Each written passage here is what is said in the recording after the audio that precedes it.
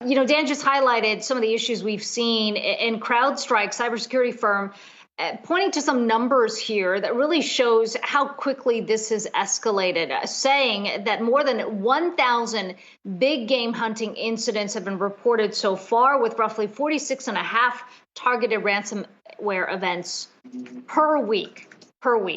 Let's bring in George Kurtz, who is a CEO of CrowdStrike. And George, we should start this conversation by sort of defining what big game hunting is, essentially criminals sort of studying their targets, getting within the system to install ransomware.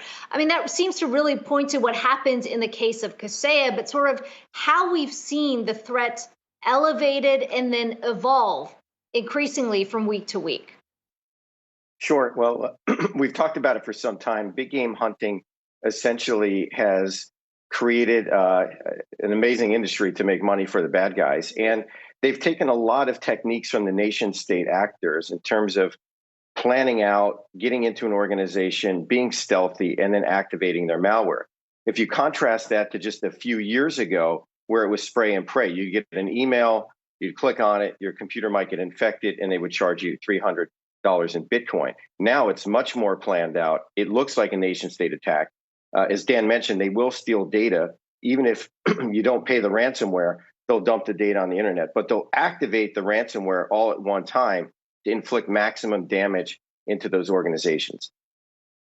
Hey, George, it's Brian Cheung here. Now, I guess the question is, how is the fact that a lot of these attackers are, or at least the high-profile ones, could be these nation-state actors, as is the case what we saw with the Republican National Convention, as was reported by Bloomberg earlier this week. How does that differ than someone dressed up like Dan Howley in their basement doing it? I mean, when we talk about the nature of these attacks, it sounds like it's becoming more complex. So what is the proper defense, given the knowledge that we have now that these are more serious actors that are carrying out these types of attacks?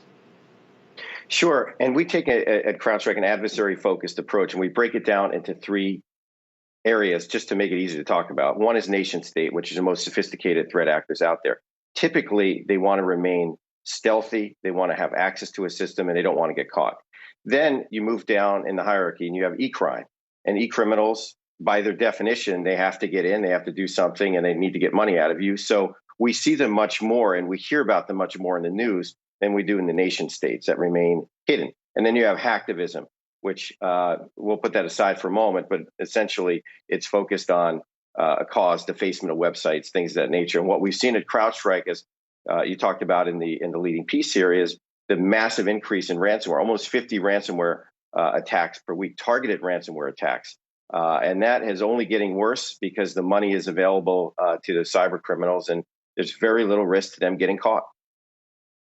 And you've highlighted the amount of money that's been collected here, $123 million in ransom demands with an average cost of $5.6 million. Dan just pointed to the dilemma that a lot of these companies face in, on the one hand, wanting to get the information back, and yet being told that you shouldn't necessarily be paying for this ransomware because that only enables the criminals.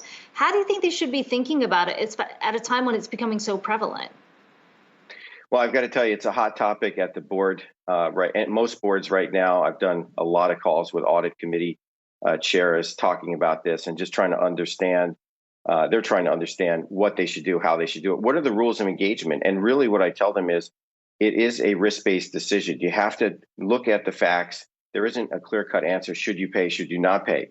In some cases, it's going to cost you a lot more to try to get the systems up. There's a massive impact. And it might be the right thing to do to pay. We certainly don't advocate, we don't like to pay cyber criminals, but in the end of the day, it's a risk-based decision. I think what companies need to focus on is trying to prevent against those attacks in the beginning with things like CrowdStrike to be able to identify and prevent those attacks rather than have them on their systems. And as we mentioned earlier, even if you do pay, there's no guarantee that you're going to get all of your information back, that it's not going to be leaked again in the future and not going to come back for more money.